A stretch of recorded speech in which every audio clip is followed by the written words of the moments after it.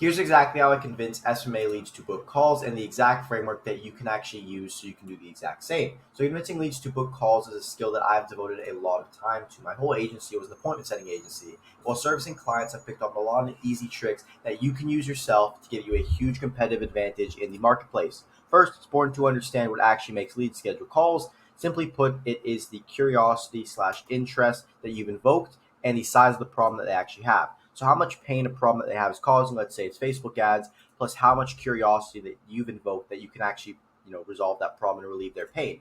So that is the dirty secret behind every appointment that has ever been set. And that took me thousands and thousands and thousands of messages for myself and others to actually learn. There is one little problem though. Knowing how to leverage that is very difficult because, sales in general is going to be a human to human. So you never really know what's going on in someone else's mind. And there's no perfect sales framework. There are a bad salesperson who will close on someone more likely than a good salesperson just because of how the prospect is feeling, right? And that's why you need to be what's called mood adaptive and relatable, because it's unpredictable to push someone's buttons. But Alex, like how can I do that, right? It's difficult to leverage all these things. And here are all the ways that you can do it. So one is going to be a strong pre-message and a strong hook, warm calls with a compelling story, and then a video message with a compelling story. So number one is provoking the response. So humans do business with humans, point blank, period. When you're cold messaging, you do not become a human until they either hear your voice, like you're hearing my voice right now, or see your face, like you're seeing my face right now. But in order to open that window of opportunity, they need to respond to your first message. And the best way to do that is through a profile that looks good, a comment, and a good hook. So who can you trust more?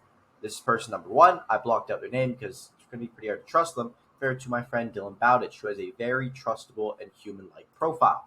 Obviously, profile number two, combine that with liking 3 posts and leaving a really good comment and not a, hey, I sent you a DM or hey, I sent you a message comment. How about a, I think X because of Y experience I had in my life type of comment, which is long and genuine. So to give an example, if we're going to reach out to Brazilian Jiu-Jitsu schools, hey, this is a super valuable skill that these kids are learning at such a young age. Love to see smiles on people's faces. Reminds me of when I was first getting started. That is a much better comment and will provoke a lot more of a response because when they see that and they combine it with the hook message, you are no longer the guy trying to sell them something. They don't know your intentions. So the hook message seems extremely genuine and now it becomes unreasonable for the prospect not to respond. Number two, it's going to be a compelling story. So this is the only thing that you need to have success in video messages and warm calls. And telling your story really isn't about what has gone on in your life and your experiences. It's all about the delivery of that, right? So here's an example from me. Here are all the things that I will do when sending a video message, and I'll grab my phone. So let's say I were to talk to a Brazilian Jiu-Jitsu school, and they were called, I don't know. Well, let's call them the MMA gym. I don't know. So hey John, it's Alex here, and I'm just calling you guys or messaging you guys today because I really took interest in your business. And I was wondering if you'd be interested having me work for free. I'm a 16-year-old right now. I'm just in the process of starting my business, shaking hands, getting some claims in the marketing world, and I just wanted to know if you'd be interested in me just dropping you 2-minute call or so sometime later today.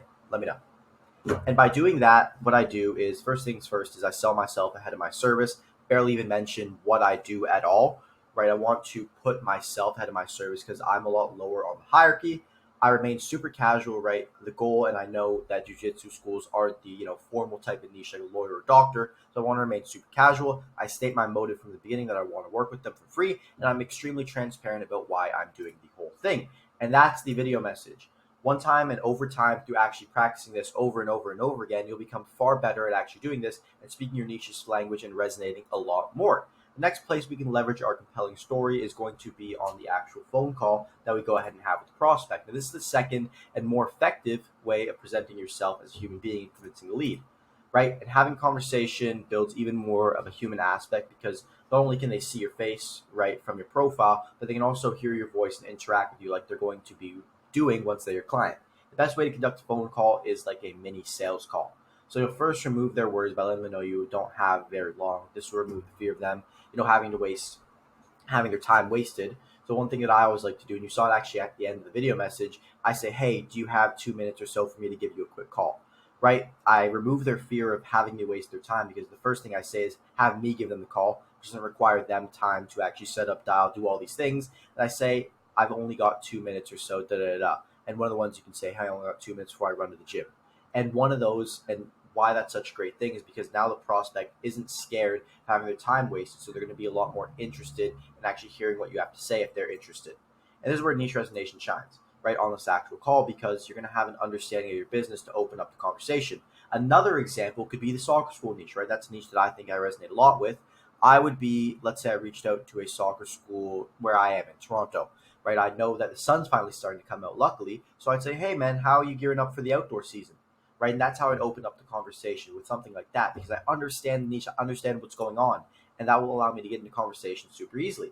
Similar to a video message, you're then going to throw in your story, right? So as I'm conversing with this guy about the outdoor season, all these programs, I'm going to throw in my story. Hey, man, I actually played football when I was all the way down from like 7 years old, all the way up till I was, 14, 15 around the start of COVID, and go and through my whole story, and then how I learned my earned lesson. So I don't want to go to college. Therefore, I started learning kind of online business. I met a mentor that taught me Facebook ads. That's why I'm reaching out for free in order to And then after that, you have two options. You can go for the close on the call. I'd really only do this if the lead is super, super sold on you and kind of asking you to move forward. Or you can do another message, right? It would be along the lines of, hey, I've got to run in a few minutes here. Are you able to just sit down and go over this a little bit more in detail sometime this week? And by doing that, right, what you can do is you can allow it to actually put some space in between you and the prospect so they can think about whether they actually want to, have a call with you. A thing that I see a lot is people kind of force people onto calls and then wonder why they get no shows. This will make the show percentage very high if they decide to move forward.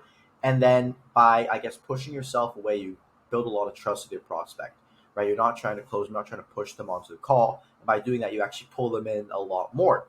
So that is along the lines of what you'd want to do to actually get them onto the close, the final appointment. And after that, you're going to collect their email and you're going to book them in while you are still on the phone with them. And I skipped a slide there. And those are the two strongest ways to actually convince your leads to book in calls with you. They're not scripts, because sales skills are always actually going to beat out scripts. So one thing I learned the hard way, I used to be the script automation AI guy, but then, as soon as I started speaking with people, realizing human to human connection is the most important thing, I was able to get a lot more appointments, a lot more closes, and a lot more money. And that is the masterclass on how I convince leads to book calls. I hope that the value I provided was worth the time that I stole from you. Peace out.